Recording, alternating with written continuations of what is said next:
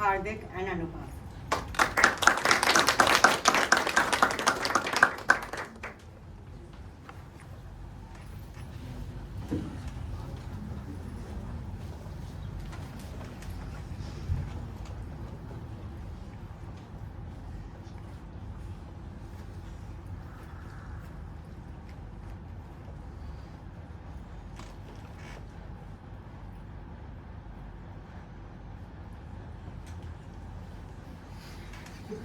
वो ऐसे घुसा है जैसे सब उसकी जागीर हो। कहता है आपसे और एसपी साहब से बात करनी है। कोई बड़ा अफसर लगता है। बड़ा? अरे बहुत बड़ा अफसर लगता है।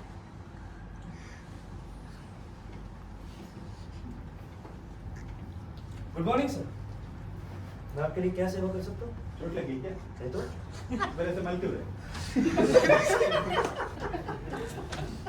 अपने आप पर यकीन रखो। मैं जान सकता हूँ मैं किससे मुखातिब हो रहा हूँ? प्रोफेसर मानस मुकुंद मुखर्जी, जज हाई कोर्ट। हाँ, जज, हम आपकी इतनी जल्दी उम्मीद नहीं कर रहे थे सर। वो सुपरिटेंडेंट को यही बुला लेते हैं। हम उनके कमरे में चलते हैं सर। दरअसल नहीं, वो ज्यादा वो आराम है। आतंकवादी वाला हादसा इसी कमरे में हुआ था ना? हाँ, वो कमरा तो यही है सर। फिर तो यही ठीक है। हवलदार, एसपी साहब से कहो कि तुरंत यहाँ आ जाए। अगर आ सकते हो तो। नहीं। हेलो। और अगर नहीं आ सकते हो तो भी। हाँ, तो भी। अब इंट्रोगेशन की फाइलें तो देखना ही चाहेंगे। नहीं, मेरे पास सारी फाइलें हैं।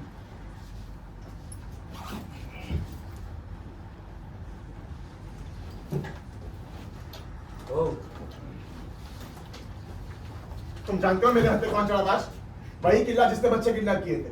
वो बस मेरे से फूटने ही वाला था कि तुम्हारा ये बीच में आ गया, सारा मामला को रिकवर कर दिया। So sorry, और sir, फिर लेकिन- मुझे रास्ते में वाजपेयी मिला, मेडिकल रूम की तरफ जा रहा था। उसकी शक्ल देखी, उसकी नाक एकदम पकोड़े की जैसे फूली हुई थी। और सुनने में आया कि आपकी गिरफ्तारी है। सर वो फोन पे मेरे पर पाज रहा था सर। क्या? उसकी शक्ल देख के तो ऐसा लग रहा था जैसे पतलून में हक देगा। मतलब उसके कंपैरिजन तो किला ज्यादा पीटा है। तुम शायद समझ नहीं रहे, हम पर नजर रखी जा रही है। अखबारी कुत्ते सूंघते फिर रहे कि हम बस एक गलती करें और हम पर झपट पड़े। अरे हमें फूट कर कदम रखना चाहिए। हाँ, मैं आपकी परेशानी समझता हूँ। ये गोचू कौन है? मानस मुकुंद मुखर्जी, क्या? जज हाई कोर्ट।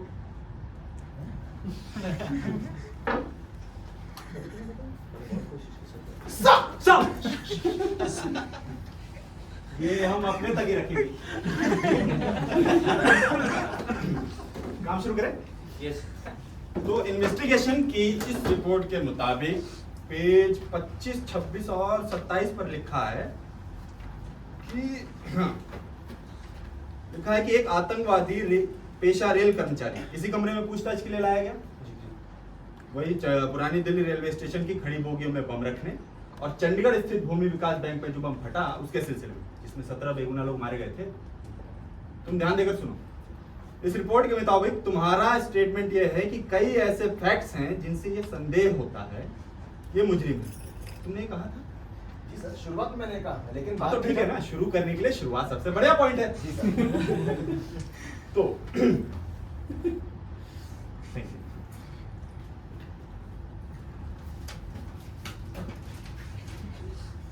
हाँ, तो आधी रात के करीब आतंकवादी ने, ध्यान दीजिएगा, एक जुनून के तहत खिड़की से छलांग लगा दी और नीचे फुटपाथ पर दम तोड़ दिया। बिल्कुल ठीक। जुनून क्या है? इस विषय के एक एक्सपर्ट का कहना है कि जुनून एक स्वस्थ व्यक्ति में आत्महत्या की ऐसी वेदना है जो संकट काल में हिंसक व्यग्रता से पैदा होती है। ठीक है, तो अभी हम देखेंगे कि आतंकवादी में हिंसक व्यग्रता कैसे उपसाई हुई। ठीक है, आइए।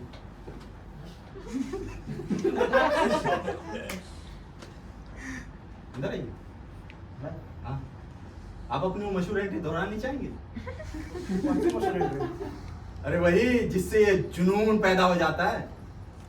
दरअसल ये एक ऐसी टेक्निक है सर जो हम मुजरिम से गुनाह कबूल करवाने के लिए अक्सर इस्तेमाल करते हैं। इनसे पूछा किसी ने? किसी ने। हाँ, तो जब तक आपसे कुछ पूछा ना जाए आप कुछ नहीं बोलेंगे, आपको मेरी कसम। दरअसल ऐसा हुआ कि उस वक्त मुझे यानी आतंकवादी वो यहाँ बैठा हुआ था। हाँ ठीक है, मैं आतंकवादी का रोल कर रहा हूँ। हाँ, तो जो मेरा साथी था अरे मैं वहां से अंदर आया। हाँ, तो आइए ना।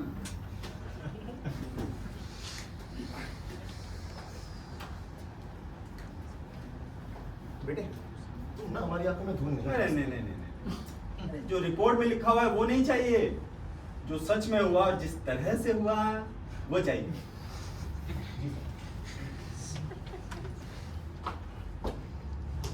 सुन रहे मादर चौथ, आप अगर फिल्म में और चुटिया बनाने की कोशिश की ना साले तो मैं तेरी ऐसी हालत करूंगा।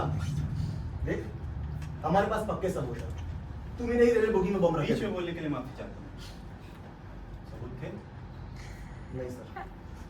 सर आपको इंस्पेक्टर वही तो समझाने की कोशिश कर रहा था, ये उन तरीकों में से जिसका हम इस्तेमाल करते हैं मुझे सुनता। अच्छा ट्रैप। एग्जैक्टली जी, सर। वैसे हमें उस पर पूरा शक था, क्योंकि आतंकवादी ही एक था जो स्टेशन पे रहता था। और इसलिए तय कर पाना बहुत ही आसान था कि उसी की हरकत होगी सर ये। नहीं ठीक है, जैसा कि आप लोग कह रहे हैं कि एक रेल कर्मचारी ही किसी रेलवे बोगी में बम रख सकता है, ठीक? तो सुप्रीम कोर्ट में पाया गया बम किसी जज या वकील ने रखा होगा, भूमि विकास बैंक में फटा बम भी किसी क्लर्क ने रखा होगा, और राष्ट्रपति भवन में अगर बम पाया जाए तो जरूर राष्ट्रपति ने ही रखा होगा। एकदम ठीक। देखिए आप लोग, मैं यहाँ पे एक सीरियस इंक्वायरी करने आया हूँ। आप लोगों की ये BSF की बकवास सुनने तो नहीं है ना? यहाँ इस रिपोर्ट में लिखा हुआ है कि इल्जामों से बेखबर आतंकवादी गैर यकीनी तौर पे मुस्कुरा रहा था। इसका स्टेटमेंट मेरा स्टेटमेंट। तो वो गैर यकीनी तौर पे मुस्कुरा रहा था। फिर 2 लाइनों बाद ही लिखा हुआ है कि कोई शक नहीं कि फंस जाने के डर से वो उत्तेजित हो गया। यानी कि पहले वो गैर यकीनी तौर पे मुस्कुराता है, फिर उसे फंस जाने का डर पैदा हो जाता है, फिर वो खिड़की से बाहर छलांग लगा देता है। किसने डरा?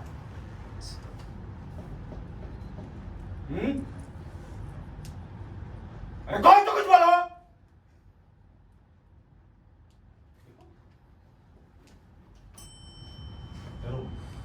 दुनिया भर की सारी पुलिस कुछ ना कुछ गलत तरीके इस्तेमाल करती है, और इसलिए तो तुम्हें हमें तनख्वाह दी जाती है। तो मुझसे मत घबराओ, जो कुछ कहना है साफ साफ कह दो। चलो। Thank you sir. नहीं चलता है सब तो आप लोगों ने उसे धमकी दी कि आप उसके बॉस को बता दोगे कि वो एक नक्सलाइट, कम्युनिस्ट या आतंकवादी ऐसा ही कुछ है, जिससे यकीनन उसकी नौकरी चली जाती और वो खिड़की से छलांग लगा दिया उसके बाद। नहीं सर, इतनी जल्दी नहीं सर। अच्छा तो थोड़ी बहुत मरम सर हरामी को मैंने हाथ तक नहीं लगाया सर। सारी पूछताछ बहुत साथ की थी।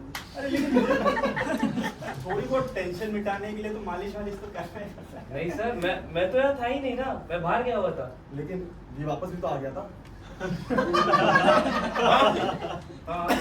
अच्छा यहाँ हमने वो सर आपके लिए अर्जेंट फोन है, तरकीब इस्तेमाल की। मैं अच्छा सर आपके लिए अर्जेंट फोन है।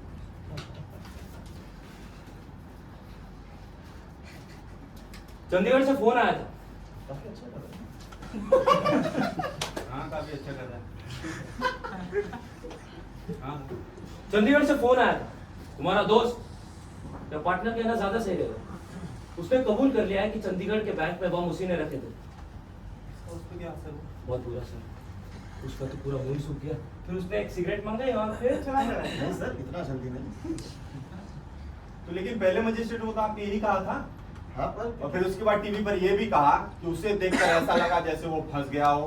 क्योंकि सर क्या क्या कहानी झूठी साबित हो गई ना सर। इसका मतलब उसने तुरंत छलांग नहीं लगाई? जी कहानी कब झूठी साबित? सर उसके कहानी के मुताबिक वो कह रहा था उस दिन पूरे दोपहर को अपने दोस्त के घर ताश खेल रहा था। मैंने कहा उसकी बात में कोई दम नहीं है। इसका मतलब उसके पास गवाह नहीं होती। नहीं वो तो कह रहा था उसके पास गवाह है।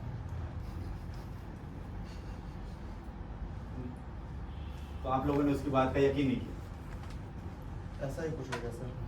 तो ठीक है। गलत क्या है इसमें, है कि नहीं? मतलब जैसा कि आपने जज से कहा था कि उसका खिड़की से कूद जाना है इस बात का सबूत है कि वो गुनहगार था। फिर उसके बाद 1 हफ्ते बाद आप ये कहते हैं रेडियो पर कि हमारे पास उस रेल कर्मचारी के खिलाफ कोई पुख्ता सबूत नहीं थे। इंस्पेक्टर साहब टीवी पर इंटरव्यू देते हैं कि वो एक आतंकवादी अच्छा आदमी था। हाँ, चीजें थोड़ी काबू से बाहर हो गई थी सर।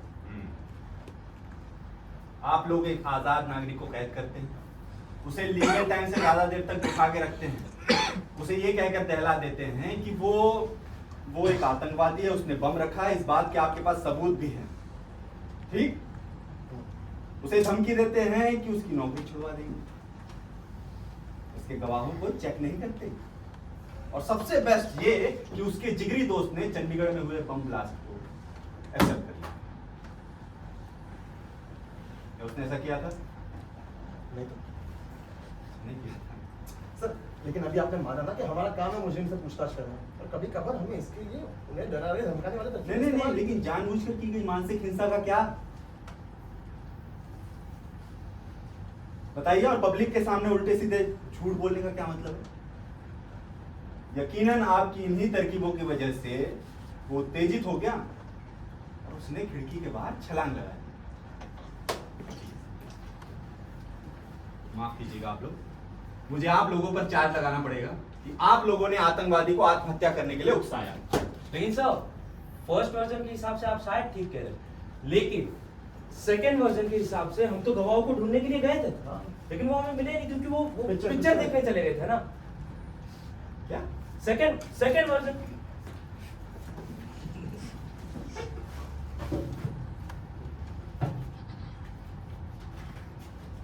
आपको कौन सा वर्जन चाहिए? यही बात है। ये तो सेकंड फर्स्ट वर्जन तो फर्स्ट सेकंड ये सेकंड। अच्छा तो अच्छा, सबको बदला भी गया। नहीं सर, सिर्फ छोटे मोटे करेक्शन किए। अच्छा, सर हमने सिर्फ ये बताया कि हमने सिर्फ ओरिजिनल इंटरोगेशन टाइमिंग को चेंज किया, जिसमें हमने उन तरकीबों का इस्तेमाल किया सर जो झूठी नहीं है सर, ना? जिसे हम रिसेप्शन स्ट्रेटेजी कहते हैं। ये सेशन 8 बजे शुरू हुआ और ना कि 12 बजे। सर पहली रिपोर्ट में लिखा गया है। इसका मतलब आपने हर चीज को 4 घंटे पीछे खिसका दिया, राइट? सिवाय उसके खुदकुशी के सर। सर हम सिर्फ ये साबित करना चाहते हैं कि हमारी रिसेप्शन स्ट्रेटेजी उससे खुदकुशी कतई जिम्मेदार नहीं है। पूछताछ और खुदकुशी के बीच में 4 घंटे का गैप था, और इतने अरसे में तो आतंकवादी पूरी तरह संभल चुका था। ये रहा। शुरुआत में कुछ देर उदास रहने के बाद आतंकवादी खुश होना शुरू हो गए। वैसे वो काफी शांत है सर।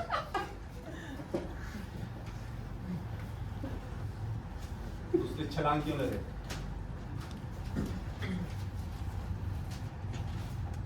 वो जुनून कहाँ चला गया? आप लोगों की पूरी एविडेंस की रिपोर्ट इसी जुनून पे ही टिकी रही है। यहां तक कि पहली इंक्वायरी के जज का भी यही कहना है कि इसी जुनून के तहत उसने अपने आप को खिड़की से बाहर फेंक दिया। आप लोगों ने अभी ऐसे एक चुटकी में उस जुनून को ऐसे दरकिनार कर दिया। सर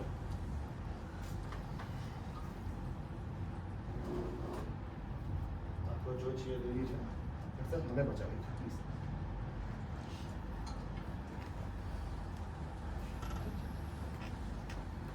आप लोगों को क्या लगता है मुझे यहाँ क्यों भेजा गया? सरकार को अपनी पुलिस की दिन ब दिन बिगड़ती हालत को ठीक करने के लिए गलत तरीके तो नहीं ठीक। देखो, होम मिनिस्टर और लॉ मिनिस्टर ने तय किया है कि अगर आप लोगों ने अपने आप को संभालने के लिए कुछ सही कदम नहीं लिया तो आप लोगों की ऐसी गत बनाई जाएगी जो बाकी सबके लिए एक मिसाल हो। लेकिन सर मैंने तो इस देश के लिए अपनी पूरी जिंदगी कुर्बान कर दी। नहीं नहीं, आपकी ये 2 करोड़ की कुर्बानी कोई मायने नहीं रखती। ये पॉलिटिक्स है। लेकिन हमने तो वही किया जो हमें कहा गया था करने के लिए। हाँ। और हम पर 72 घंटे में पकड़ने का दबाव भी तो था। नहीं ठीक है, जनता तुम्हारे खून की प्यासी है और अगर उनको अपनी सत्ता बचानी है तो उनके लिए सबसे आसान रास्ता क्या है? तुम लोगों को जनता के हवाले कर दो। तुम लोगों ने मेरी सलाह मांगी थी ना? जी सर जी। कूद जाओ। क्या? तुम दोनों कूद जाओ। नहीं नहीं ऐसा तुम लोगों का करियर वैसे भी खत्म हो चुका है। तुम्हारे बच्चे तुम्हारे मुंह पे थूकेंगे, बीवियां घर से बाहर निकाल देंगी। लेकिन सर ये तो ज्यादती है ना। क्या सर? दुकानदार सामान तक नहीं देगा। तुम खत्म हो चुके हो। ये अन्याय है और आप शुरू से यही चाहते थे। तुम्हारे बेवकूफी भरे झूठों का नतीजा है। इतनी इतनी बेइज्जती कैसे सह पाओगे जब तुम्हारे दोस्त, रिश्तेदार, आस पड़ोस वाले सब तुम्हारी हंसी उड़ाया करेंगे? इतनी जिल्लत सह पाओगे? उठ जाओ, चलो।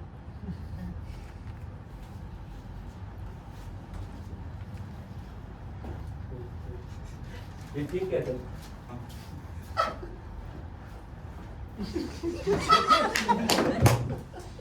मैं तुमको यार कोई ना कोई रास्ता जरूर होगा। मैं इतनी बेइज्जती नहीं करता। जुनून पैदा हो रहा है ना? हाँ यस। बस एक आजादी लगाने में चला। हाँ चलो। मिल गया। घबरा नहीं, मिल गया, मिल गया। सर मुझे घबराना होगा तो मैं घबराऊंगा सर। तीसरा वर्जन। हमें बस एक तीसरा वर्जन तैयार करना होगा। सर हमने पहले ही 2 की माँ बहन करके जो कुछ भी कहा जा चुका है वो कहा नहीं है। इसका मतलब ये है कि मुजरिम ने अपनी आखिरी सेकंड थी, लेकिन वो खिड़की से बाहर नहीं कूदा, क्योंकि अभी से 8 ही बजे और आधी रात होने में 4 घंटे बाकी है। इसी तरह हमारे पास काफी वक्त है जिसमें हम मुजरिम का मूड बदल सकते हैं और उसके जुनून के लिए कोई ना कोई पैदा कर सकते हैं। ठीक है, तुम लोग ये कह सकते हो कि जिस होल्डिंग सेल में रखा था उसके बगल वालों ने उसे तंग करना शुरू कर दिया। यस सर, बुली करना शुरू कर दिया। हाँ, उसने पाकिस्तानी जादी बोला। हाँ, और इसी वजह से ही तो उसे वहां से तुम्हें इस कैबिन तक लाना पड़ा ना।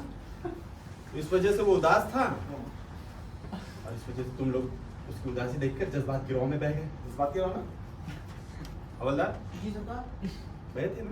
कहा था मैं तो डूबने वाला था। तो फिर मैं स्क्रीन जाता इतना तो बाहर चला गया। अरे नहीं, आप यहीं थे। बता। हाँ सर आप यही। तो उसकी चेहरे की उदासी देखकर उदास तो हो गए थे पहले से। थोड़ा बहुत अफसोस तो सर मुझे हुआ था। हाँ, और उसके कंधे पर हाथ रखने की अपनी इच्छा को आप रोक भी नहीं पाए। ये मुझे याद नहीं। हाँ रखा था। रखा था। उसके बाद तुमने उससे क्या कहा? यार ऐसे मुंह मत उतारो। ये मैंने नहीं कहा बस। गुस्सा मत दिलाओ। ठीक है? आप कहते तो ठीक है।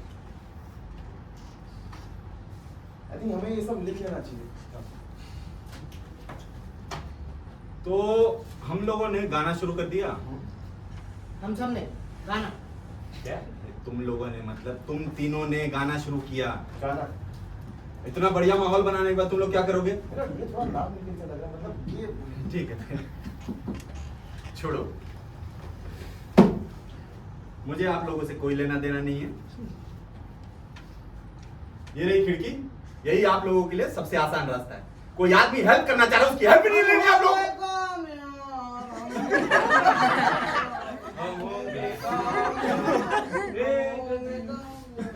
मन में है विश्वास, है विश्वास। अब आतंकवादी बहुत अच्छे मूड में है। इंस्पेक्टर तुमने जो भी तो सुनाया था उससे। हाँ हाँ सुना था। हाँ लेकिन मूड में आ जाए बस करो। तो बाप बेटे से कहता है कि बेटा जा पान लिया। बेटा बाप से कहता है पापा पापा, लेकिन जापान तो बहुत दूर है ना।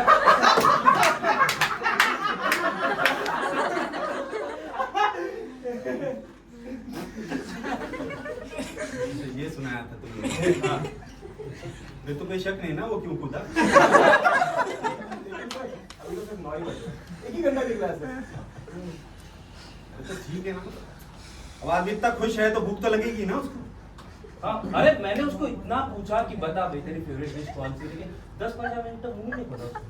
हाँ नहीं होता है, उसने मुंह तक नहीं खोला। सर हमने उसको उसकी जिंदगी के बारे में भी पूछा, थोड़ी बहुत बातचीत हुई, फिर पता चला उसने 5 साल से बिरयानी नहीं खाई है। जाफर भाई से ही मंगाई थी हमने। यार जाफर भाई के यहाँ के उस दिन की रिसीट कहाँ से लाओगे तुम? हाँ बनवाई थी वो। क्या? हाँ, इसने अपनी मम्मी से बनवाई थी। ठीक ठीक। वो सो गई थी, उनको था। हाँ, मम्मी जल्दी सो जाती है ना, तो मैंने मम्मी को फोन किया, बोला कि बिरयानी बनाओ, और हम गए लेने, और उसने बिरयानी खाते खाते 9:30 बज गए। अरे भाई बिरयानी बनने में, आने में, खाने में टाइम लगता है भाई। 10:30 हो गए 10:30 हाँ 10:30 हो तो अब क्या करें? उदा तो 12 बजे थे।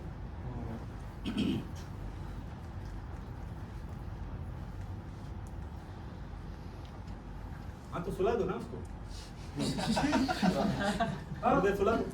और वो 11:30 बजे उठ गए। क्या वो लास्ट लाइन क्या थी? 12:15 बजे उठा वो। उसको खाना सूट नहीं किया और वो उल्टी करने के लिए खिड़की के पास चला क्या गया। बात कर, उल्टी कहाँ है फिर? अब कोई आदमी उल्टी करने जाए और खिड़की से छलांग लगा देगा? क्या लॉजिक है इस बात का? ऐसा दौरा आया, हेमरजिक स्ट्रोक। हाँ दौड़ा आया दौड़ा। डॉक्टर का सर्टिफिकेट मैं ले जाऊंगा। हाँ, तो ठीक है ना। उठा, वो चल रहा था, अचानक से दौरा आया, वो यहाँ से। एक सेकंड, मदद किसने की उसकी?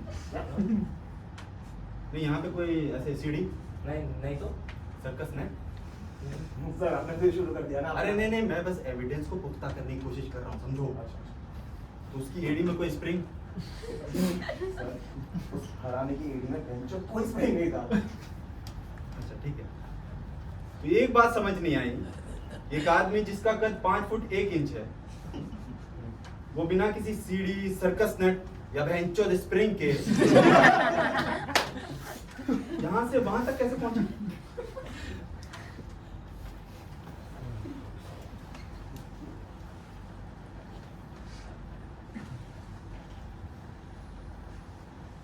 तो हम ऐसा कर सकते हैं कि हम तीनों यहाँ पे थे ही नहीं। Fifth version sir.